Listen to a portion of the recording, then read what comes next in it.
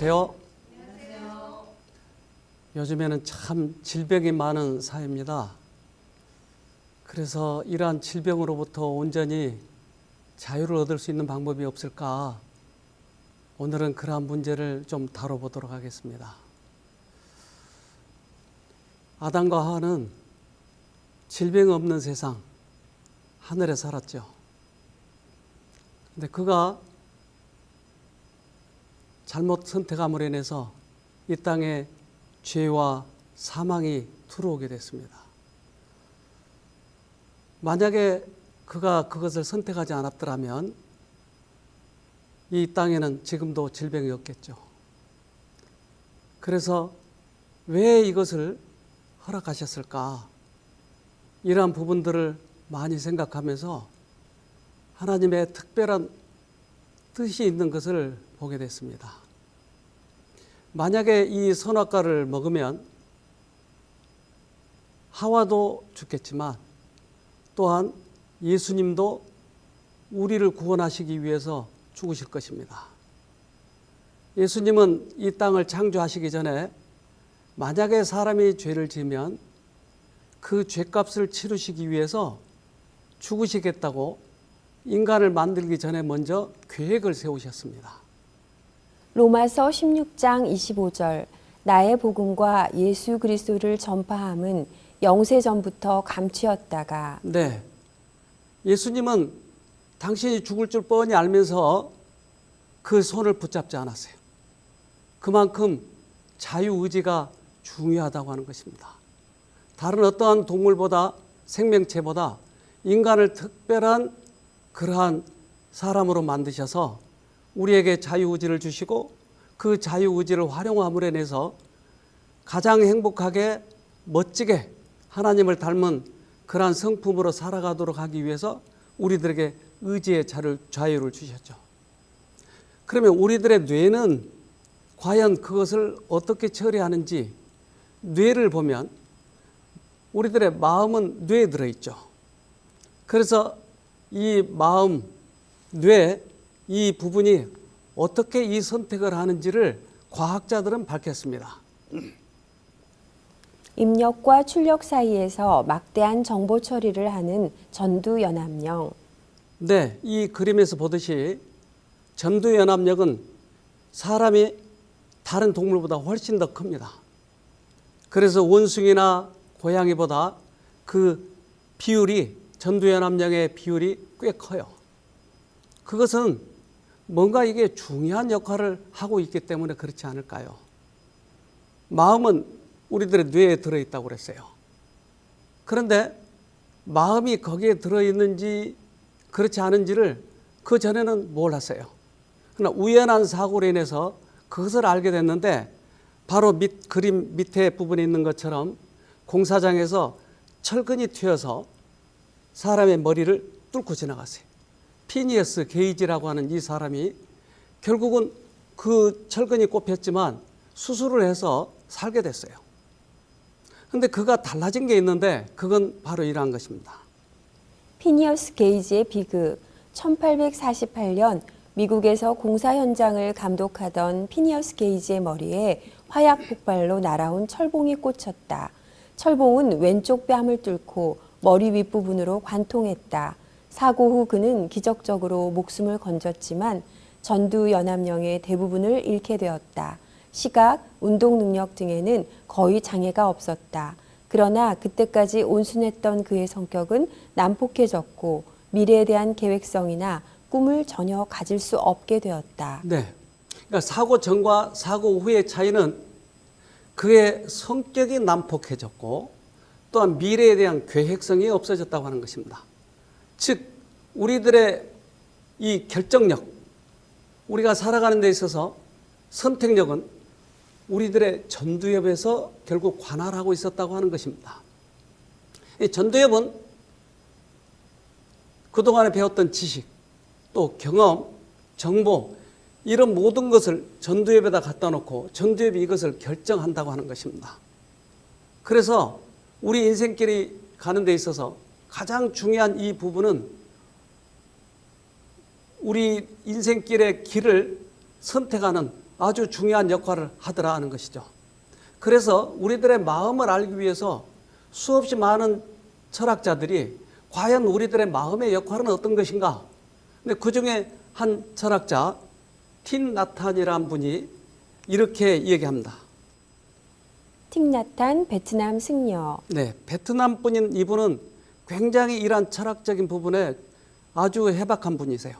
근데 그분은 마치 TV에 어느 채널을 돌리느냐에 따라서 그 TV의 화면이 결정되듯이 우리들의 마음도 그렇다고 얘기를 합니다. 마음은 수천 개의 채널이 있는 텔레비전과 같다. 그리하여 우리가 선택하는 채널대로 순간순간에 우리가 존재하게 된다.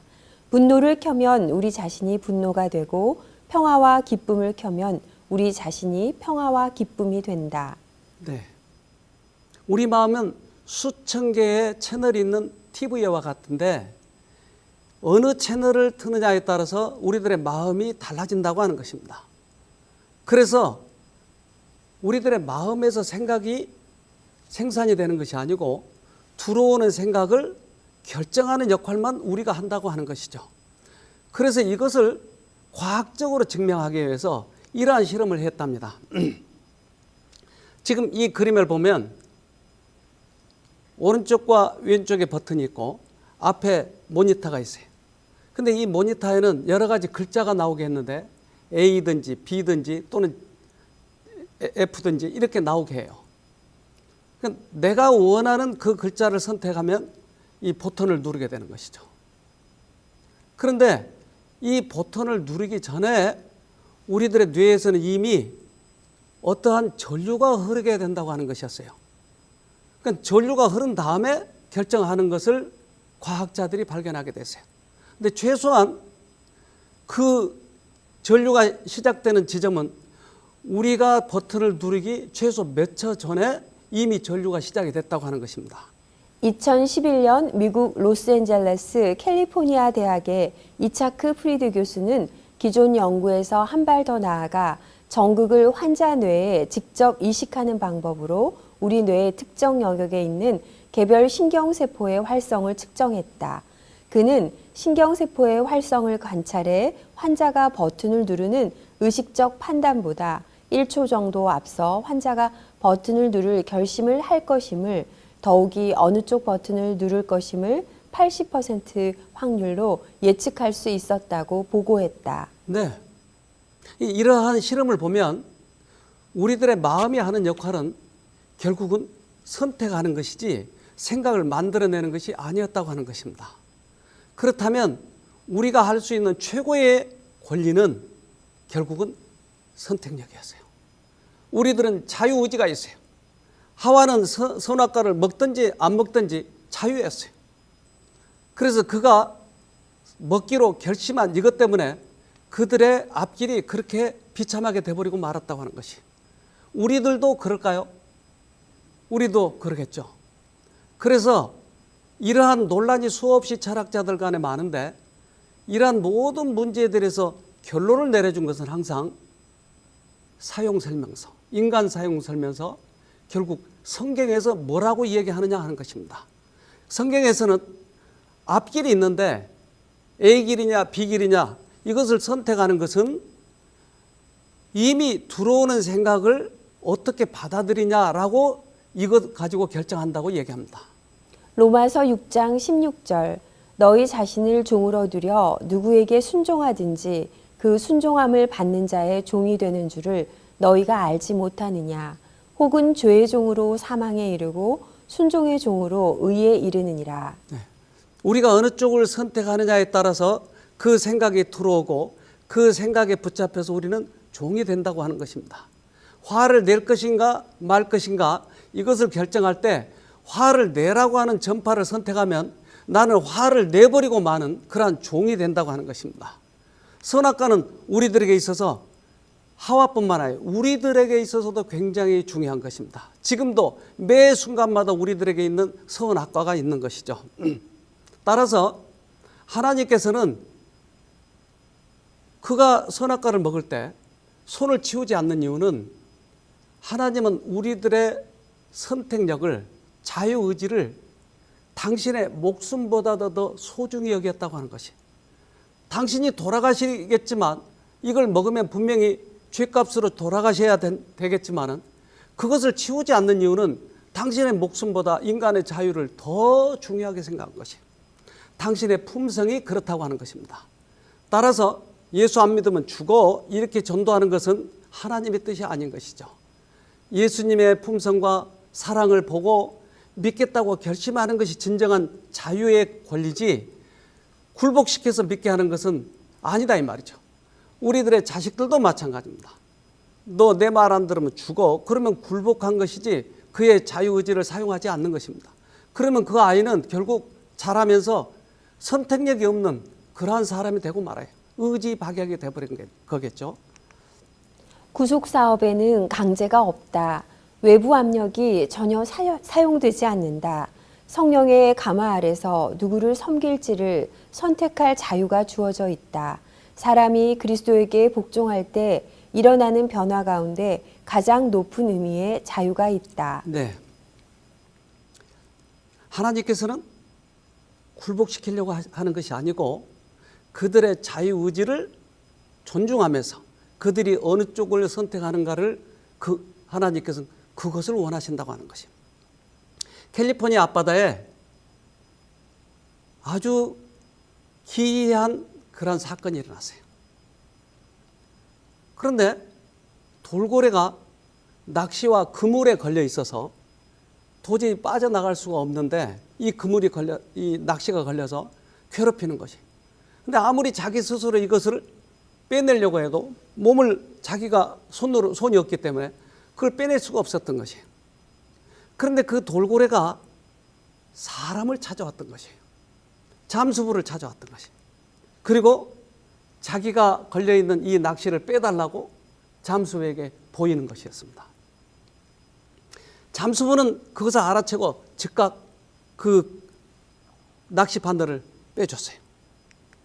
낚시 바늘이 빠진 그 돌고래는 고마워서 인사 좀 해고 갔는지는 잘 모르겠지만 그리고 그가 살아서 돌아갔어요. 자기가 빼낼 수 있다면 얼마든지 빼내겠죠. 근데 빼낼 수 없기 때문에 인간이라고 하는 존재를 찾아와서 자기보다 손도 더 있고 또 지혜가 있는 인간에게 와서 그것을 빼달라고 졸라대는 것이었어요. 그런데 우리 인간이 만약에 낚시에 걸리면 어디로 가죠? 내가 잘못 살아서 죄된 것을 너무나 좋아해서 질병에 걸리면 내 힘으로 잘 고칠 수 없는 이때 우리가 어디로 가야죠? 하나님께 가야 돼요. 즉 종이 다른 하나님, 우리를 만드신 그 하나님께 가서 구하면 하나님께서 거기에서부터 구원하시겠다고 약속을 하셨어요. 우리 스스로 사단의 지배를 벗어날 힘이 없는 것은 사실이지만 우리가 죄에서 해방되기를 바라고 크게 그 필요를 느껴 자신보다 더 높은 힘을 구할 때 영혼의 힘에는 성령의 거룩한 힘이 불어넣어져서 하나님의 뜻을 이루는 의지의 지배를 받는다. 우리는 사단보다 약하기 때문에 우리가 과거의 생활에서 그것을 선택했기 때문에 죄를 거기서 빠져나올 힘이 없는 것이에요. 근데 지배에서 벗어날 수 없을 때 사단보다 더 큰 능력을 가지신 하나님께 우리를 건져달라고 부탁을 하면 그분이 건지시겠다고 약속하셨어요. 그러니까 우리가 해야 할 일은 하나님을 선택하는 것이었어요. 제가 이 쉼터를 운영하면서 이 부분이 굉장히 중요하더라고요. 즉 암으로 또는 관절염으로 또는 루푸스로 여러 가지 질병으로 요즘에 아주 그런 병들이 사람들을 괴롭혀요. 그런데 이 병에서 벗어날 때 이런 의지를 활용하는 것, 선택력을 사용하는 것, 이것이 가장 중요한 것을 보게 됐어요. 우리는 벗어날 수 없지만 사단이 나보다 더 세니까 벗어날 수 없지만 하나님이 사단보다 더 세니까 내가 그것을 선택력을 하나님께 두고 구하면 거기서부터 건지시겠다고 약속을 하셨어요.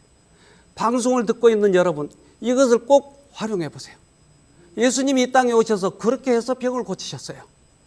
베데스다에 연못 베데스다에 누워있는 38년 된 환자가 있었어요. 예수님이 베데스다에 가셨어요. 요한복음 5장 2절 예루살렘에 있는 양문 곁에 히브리 말로 베데스다라 하는 못이 있는데 거기 행각 5이 있고. 네, 이 베데스다 연못 주위에는 언제나 환자들이 있었어요. 제일 먼저 들어간 사람이 낫는다고 하는 소문이 있어서 먼저 들어가려고 했지만 38년이나 된 이 환자는 자기 힘으로 들어갈 수가 없었던 것이에요. 누군가를 기다리고 있는데 마치 예수님이 오셨어요. 그런데 저는 그동안에 이 여러 그러한 환자들을 보면서 그 환자들이 낫기를 원하는 것을 봤어요. 근데 예수님은 이렇게 얘기하는 거예요.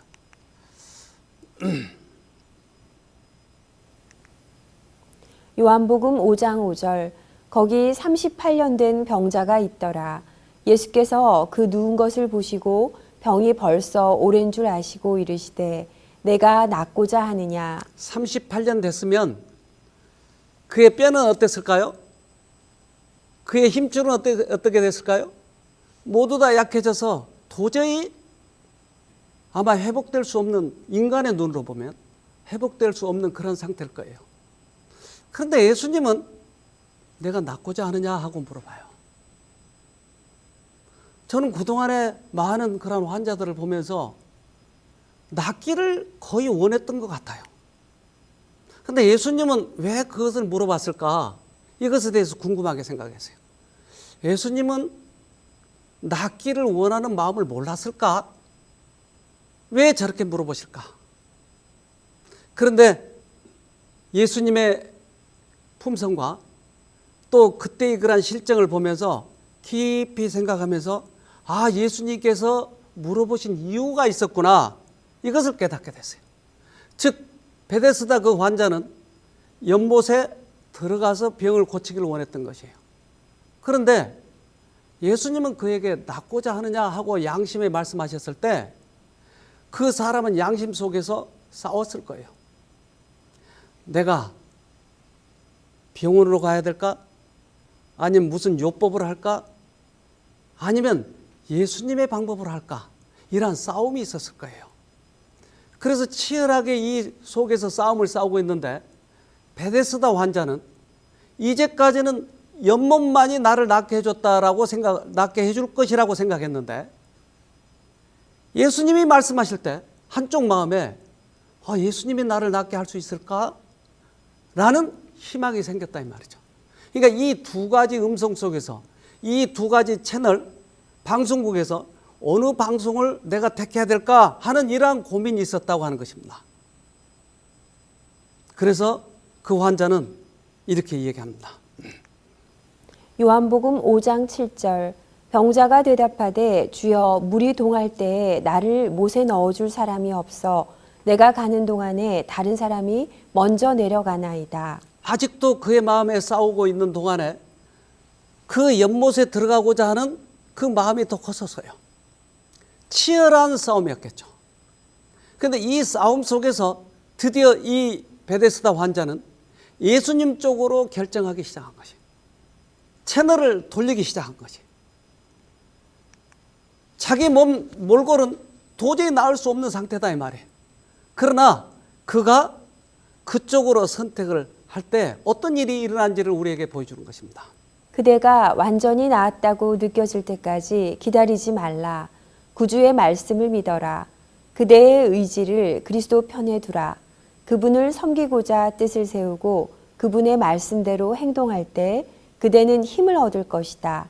오랫동안의 방종으로 영과 육을 속박하고 있는 악습과 정욕의 지배가 어떠하든지 간에 그리스도께서는 거기서 능히 건져주실 수 있으며 또한 그렇게 해주시고자 갈망하신다. 네, 우리들의 과거의 경험 속에서는 안 된다 이 말이에요. 통계학적으로도 안 된다 이 말이에요. 그러니까 과거에 어떻든지 관계없이 우리 하늘 아버지는 그렇게 할 수 있기 때문에 그쪽을 선택만 하면 우리들의 관념과 관계없이 거기에서 기적이 일어난다고 하는 것입니다. 우리에게 원하는 것은 바로 그 선택력, 자유의지의 활용이었어요. 예수님은 그쪽을 선택한 것을 보시고 즉각 예수님께서 그에게 약속을 명령하십니다. 당신의 약속이 이루어지도록 하신 것입니다. 요한복음 5장 8절 예수께서 가라사대 일어나 내 자리를 들고 걸어가라 하시니 그 사람이 곧 나아서 자리를 들고 걸어가니라. 이날은 안식일이니. 네, 그의 마음이 결정된 것을 보고 자리를 들고 걸어가라. 우리들의 의지의 선택이 그 능력이 들어오게 되는 결정적인 역할을 한다고 하는 것이, 우리들이 손으로 붙잡으면 그분의 능력이 들어온다고 하는 것이, 믿음의 선택, 이것을 통해서 우리가 회복될 수 있다고 하는 것이. 한 아주머니가 요양원에 입원해 계시다가 이제 도저히 희망이 없으니 쉼터에 가면 그 많은 성경 지식을 알 수 있고 또 혹시 하나님께서 역사하실지 모르겠다고 하는 희망 속에 쉼터에 오셨어요. 근데 이분은 걷기가 힘들었어요. 그래서 제가 팔짱을 끼고 걷게 해보려고 한 3발자국 갔을 때 도저히 더 못 걷는 거예요. 그러니까 3발짝이 한계였어요, 그분에게. 더 이상 걸을 수가 없었어요. 근데 이분이 소파에 누워서 강의를 듣기 시작하는 거예요. 힘이 없다가 조금씩 힘이 생기는 것을 보고 과연 이분이 어떻게 될 것인가 저는 주의 깊게 살피기 시작했어요. 어느 날 회복되기 시작하면서 이러한 간증을 하게 됐습니다. 한성희 씨는 6년 전 처음 직장 상피암이라는 진단을 받았다. 수술 후 몇 년 동안 별다른 증상 없이 생활하다가 1년 전에 다시 암이 재발하여 복부에까지 전이되었다.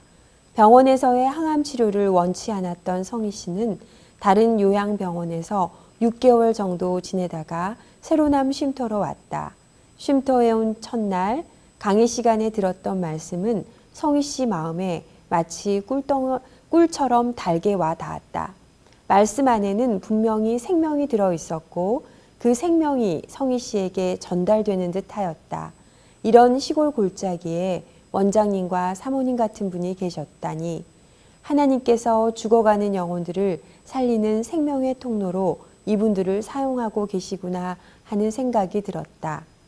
그런데 성희 씨 몸은 오래전부터 이미 힘이 바닥이 나 있는 상태였다. 밤에 잠도 잘 못 자고 걸음을 걷거나 말할 힘도 없었다.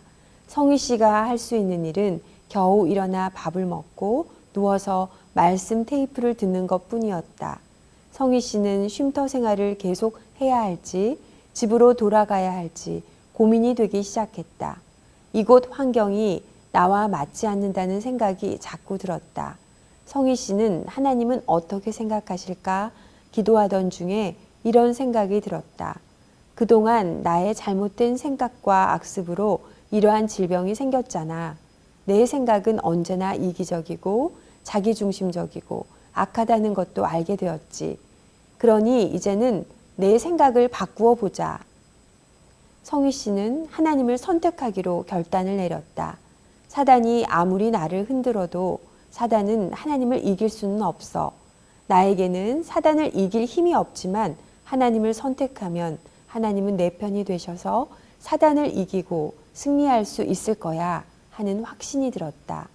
마음을 단단히 먹고 새롭게 결심을 하고 쉼터 생활을 계속했다. 놀랍게도 전보다 잠을 더 잘 자고 밥도 잘 먹게 되면서 힘이 생기기 시작했다. 그 후 성희 씨는 쉼터의 모든 프로그램에 빠지지 않고 잘 참여할 수 있었다. 성희 씨는 결단을 내리고 난 후 하나님께서 역사하시고 자신에게 힘을 주신 것을 체험했다. 네, 쉼터 생활을 하면서 배운 것이 선택력이었어요. 그리고 그것을 통해서 하나님께서 역사하신다고 하는 것을 배우게 됐어요. 어느 날 베데스다의 환자에 대해서 제가 강의를 하기 시작을 했어요. 이 강의를 들으면서 그의 마음속에 큰 변화가 생겼다고 하는 것을 알게 됐어요. 제가 어제 그저께 그 설명했던 몸과 마음의 관계는 마음이 변화되어야 몸이 회복된다고 하는 것을 확실하게 저는 체험하고 지금도 그것에 대해서 확신하고 있어요. 마음이 변화가 되면 몸이 변화가 되는 것이, 이 성희 씨의 마음이 변화되는 것을 보게 되었어요. 그 후에 어떤 일이 일어났냐면 이렇게 간증을 합니다. 어느 날 아침 강의 시간에 베데스다 병자가 완쾌된 말씀을 들었다. 그날 말씀은 성희 씨가 암과의 싸움에서 이기는 결정적인 계기가 되었다. 성희 씨는 생각했다. 그래, 우리는 모두 베데스다 목가에서 병 낫기를 기다리는 사람들이지.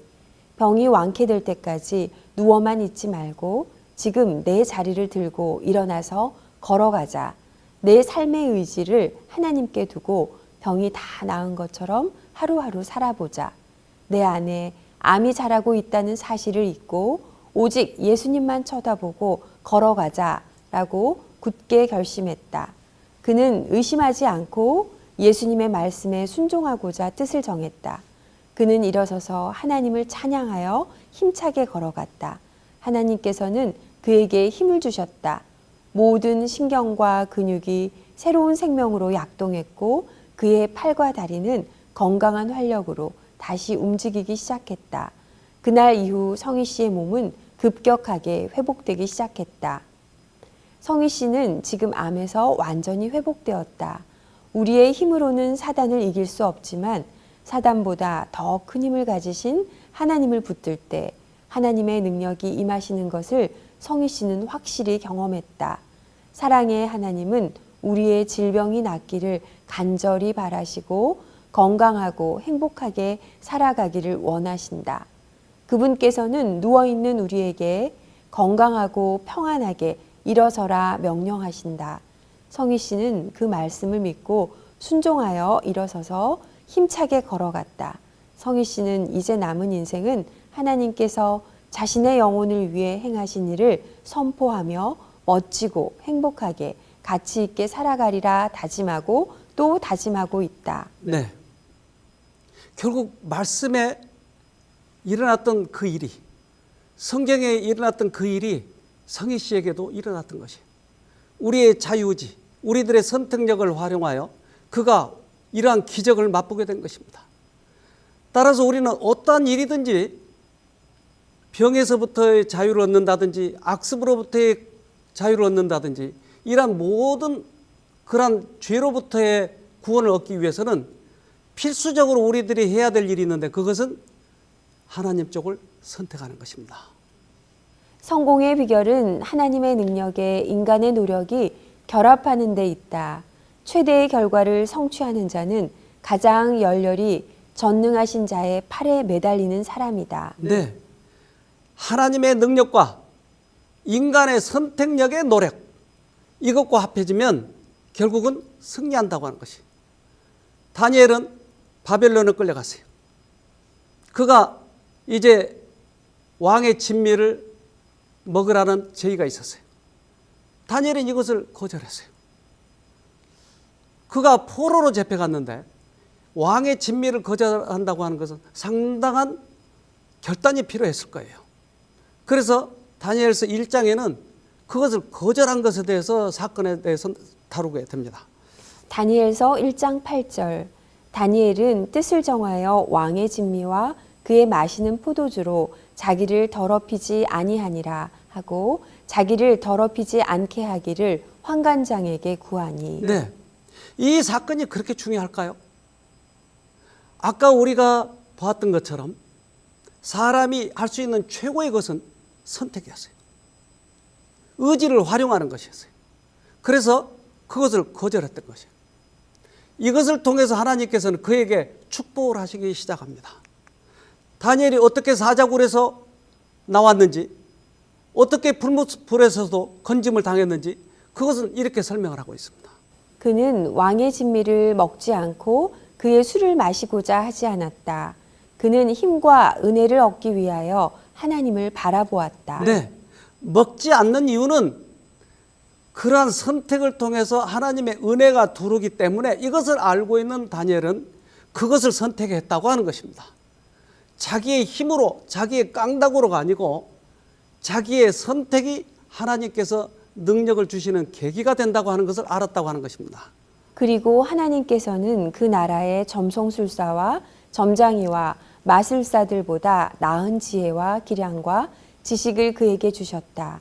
그에게는 나를 존중히 여기는 자를 내가 존중히 여기고 라는 약속이 실증되었다. 네. 모든 비서관들을 채용할 때 시험을 보는데 다니엘은 10배나 그들보다 지혜가 많았어요. 하나님께서는 당신을 존중하면, 당신의 뜻을 따르기로 결심하면 그것을 통해서 나에게 역사하시고 나를 존중히 여기겠다고 말씀하신 것이에요. 그래서 다니엘의 그 선택이 그 많은 사람들보다 그의 지혜가 훌륭했다고 하는 것이죠. 그는 사자굴에서도 나왔어요. 으르렁거리는 사자굴에서 어떻게 그가 해방이 됐는가? 굉장히 뜨거운 사람을 죽이는 이 풀무불에서 어떻게 나왔는가? 근데 그 풀무불 속에 또 한 명이 있었는데 다니엘의 세 친구와 또 한 명의 친구, 그건 누굴까요? 그것은 우리를 만드신 예수님이셨어요. 하나님의 은혜를 우리 자신의 것으로 만들기 위하여서는 우리는 반드시 우리의 몫을 해야 한다. 하나님의 은혜는 우리로 뜻을 정하고 행하도록 하기 위하여 주신 것이지 결코 우리 노력의 대형물로서 주신 것은 아니다. 네, 우리가 할 몫은 우리가 해야 된다고 하는 것이죠. 가장 큰 몫이 뭐죠? 선택이에요. 지금 이 방송을 듣고 있는 여러분, 혹시 내가 그러한 병에서부터의 자유를 얻고 싶다면 우리들이 해야 할 몫을 해보세요. 하나님 쪽을 선택해 보세요. 그래서 꼭 승리하기를 간절히 바랍니다.